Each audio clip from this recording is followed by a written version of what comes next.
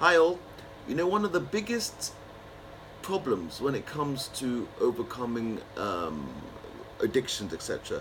One of the biggest, let me go back. One of the biggest causes of addictions is a lack of self-esteem. Okay, no, it's a huge component of addiction. Okay, now I'm gonna give you a little story about myself. It's a bit funny, but at the time it was quite serious, and it's an example of how you can fall back into addictions, okay, or fall back, or how addiction can have a hold on you, okay. Now, there was a lady that a few years back, there was a lady that I liked tremendously. I liked her a lot, okay, and I put a lot of energy into trying to get her to like me back. But unfortunately, she didn't like me as much as I liked her. Okay. Now, eventually, I heard after several months of trying, I found out one evening at a friend's party that she was seeing someone. She had just started seeing someone, and she was really in love with the person, etc. And of course, as my friend told me at that party, we continued drinking, etc. Continued having fun, etc. And but deep down, I was thinking, this is disaster. It means I'm not good enough for this girl. What's better? Why is that guy? Why does she like him? Why doesn't she like me? But before I knew it, I thought I'm simply not good enough. I'm useless. I'm a failure. Blah blah blah blah. That very night, okay, after I left the party, what did I do?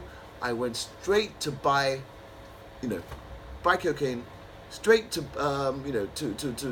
to ladies of the night, shall we say, okay, and did all manner of madness, okay. Now, what am I saying? I'm saying that the reason I did that was because I wanted to first of all, get away from how I was feeling, but also to make myself feel better about about myself, to feel a bit, higher about myself and about life in general. Okay. Now, but what's the underlying root of that?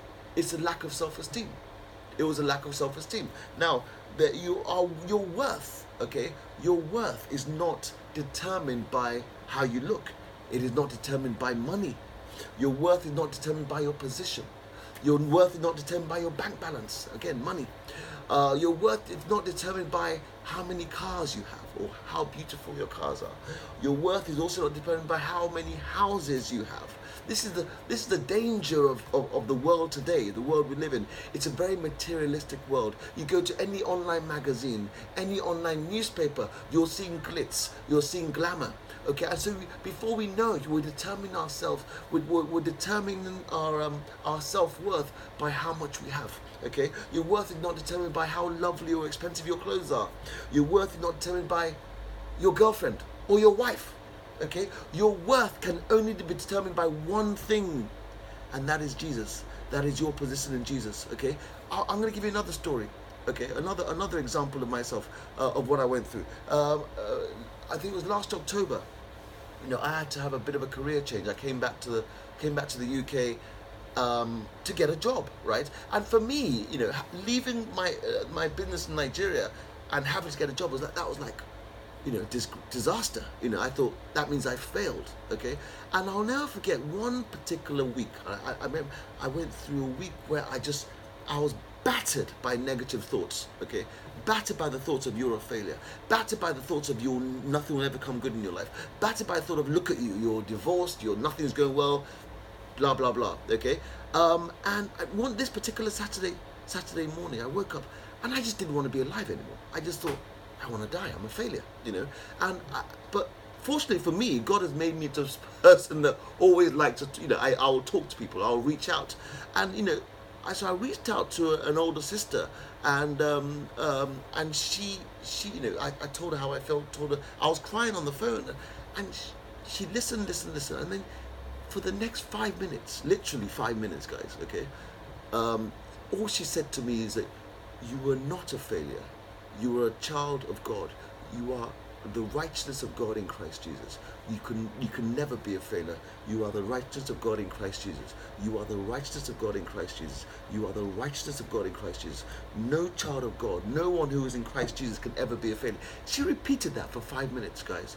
And I can't explain this. I'll try and explain it, but it was like scales were coming, down from my eyes, etc. And it was like the hold that negativity had on me which it had on me for the last 1 week, it just started to melt. It sounds crazy, but it just started to melt, okay? Because of the power of our position in Christ Jesus, okay? I want to give you a message today. Whenever you're feeling like a failure, whenever you're feeling like a misfit, whenever you're feeling like it is impossible for things to improve, just repeat and repeat. I am the righteousness of God in Christ Jesus. I'll say it again. You are the righteousness of God in Christ Jesus. You cannot be a failure. It is impossible. Just keep repeating, I am the righteousness of God in Christ Jesus. No child of God can ever be a failure. You are the righteousness of God in Christ Jesus. Thank you.